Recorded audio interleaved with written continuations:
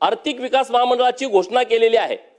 माननीय मंत्री महोदयांच्याकडे माझा स्पेसिफिक प्रश्न याबाबतचा आहे महामंडळाच्या, की आपण हे महामंडळ कार्यान्वित कधी करणार आहात आणि या महामंडळावरती आपण अध्यक्षाची नेमणूक करा। सरकारला माझी विनंती आहे, माननीय मुख्यमंत्री महोदयांना मी पत्र दिलंय, जी गेली वर्षी 18 महामंडळ वेगवेगळ्या खात्याच्या अंतर्गत ओबीसी खाता असेल किंवा सामाजिक न्याय खाता असेल, या अंतर्गत जी महामंडळ स्थापन केलेली आहेत यांना आपण उपकंपनी स्थापन केली आहे आणि त्याला उपाध्यक्ष आणि 3 सदस्य आपण नेमतोय।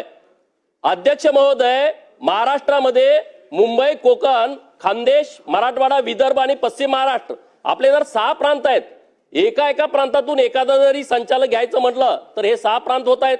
माझी विनंती आपल्या माध्यमातून आहे, ही जी नव्यानं महामंडळ स्थापन झालेली आहेत या महामंडळाला आपण अध्यक्ष नेमावा, 11 किमान संचालक नेमावेत आणि या अध्यक्षाला राज्यमंत्री पदाचा दर्जा द्यावा। कारण हे सगळे मागासलेले सगळे समाज आहेत, उपेक्षित वंचित समाज आहेत, त्यांना जर राज्यमंत्री पदाचा जय विश्वकर्मा। सध्या नागपूर येथे चालू असलेल्या विधिमंडळ अधिवेशनामध्ये जतचे आमदार माननीय गोपीचंदजी पडळकर साहेबांनी एक योग्य मुद्दा हा सभागृहासमोर मांडला, ज्यामध्ये ओबीसी विभागांतर्गत स्थापन करण्यात आलेल्या आर्थिक विकास महामंडळांच्या ज्या उपकंपनी महामंडळ आहेत या महामंडळावर त्या समाजाचे प्रतिनिधी हे अध्यक्षपदासह 11 जणांचं संचालक मंडळ नियुक्त करावं अशी मागणी त्यांनी सभागृहासमोर केली। याचप्रमाणे आम्ही विश्वकर्मा क्रांती दलाच्या वतीने मागील 28 ऑक्टोबर रोजी आझाद मैदान मुंबई येथे 1 दिवसाचं लक्षवेधी आंदोलन केलं आणि त्या आंदोलनाच्या माध्यमातून आपली प्रमुख मागणीपैकी एक मागणी ही संत भोजलिंग काका आर्थिक विकास महामंडळ व संत ब्रह्मलीन रामपुरीजी महाराज आर्थिक विकास महामंडळ म्हणजे या महामंडळावर सुतार लोहार समाजातील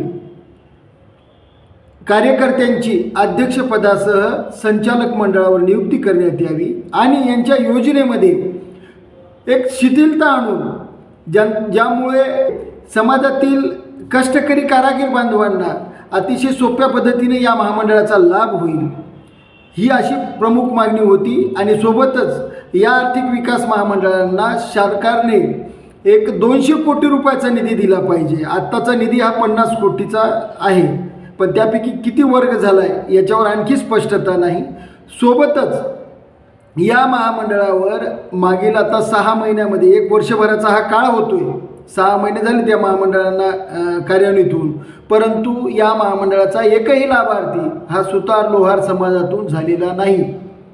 त्यामुळं यासाठी कालची जी मागणी केलेली आहे पडळकर साहेबांची ती अतिशय योग्य आहे। मी पडळकर साहेबांचे मनापासून आभार व्यक्त करतो। त्यासोबतच सुतार लोहार समाजातील कार्यकर्त्यांना एक आवाहन करतो, एक विनंती करतो की आपापसातील हे गट तट हे विभाजन समाजाचं केवळ मोठेपणासाठी केलेला हा दुरुपयोग थांबवा, सर्वांनी एकत्र या, एकजूट करा आणि ज्या लढणाऱ्या संघटना आहेत अशा विश्वकर्मा क्रांती दलाला सहकार्य करा। येणाऱ्या जानेवारी महिन्यामध्ये पुन्हा सरकारकडे अगदी आक्रमकपणे आपण ही मागणी घेऊन जाणार आहोत आणि या मागणीनुसार सुतार समाजातील लोहार समाजातील जे खरे कार्यकर्ते आहेत त्यांना या महामंडळावर प्रतिनिधित्व मिळालं पाहिजे। या दोन्ही महामंडळावर जर सुतार लोहार समाजातून पदी एखाद्या आपल्या समाज बांधवाची नियुक्ती झाली तर याचा आनंद आणि याचा उपयोग हा समाजाला होणार आहे आणि या माध्यमातून सुतार लोहार समाजामध्ये एक राजकीय प्रतिनिधित्व मिळणार आहे। यासाठी समाजानं एकजूट झालं पाहिजे आणि ही जबाबदारी आता खऱ्या कार्यकर्त्यांची आहे। केवळ जयंत्या वधूवर मेळावे आणि या छोट्या तात्पुरत्या भावनिक गोष्टीमध्ये अडकू नका, समाजासाठी प्रत्यक्ष काम करा आणि ज्या माध्यमातून समाजातील कष्टकरी कारागीर जे गोरगरीब उपेक्षित घटक आहेत, वंचित घटक आहेत यांना न्याय द्या, हेच समाजकारण असते। केवळ मोठेपणासाठी गावोगाव आपण अध्यक्ष उभे केले, ज्यांना काहीच कळत नाही असेही लोक पद लावून समाजाचे पदाधिकारी झाले. पण या पदाचा काहीच उपयोग नाही तुमच्याकडे जोपर्यंत समाजाचा विषय होत नाही आणि त्या विषयासाठी आपण राज्यामध्ये एकत्र येऊन सरकार पुढे उभं टाकत नाही, तोपर्यंत समाजाला प्रतिष्ठा मिळणार नाही आणि समाजाच्या उपयोगी पडणारं कोणतंच समाजकारण होणार नाही. यासाठी सर्वांनी मिळून विश्वकर्मा क्रांती दलाला सहकार्य करा.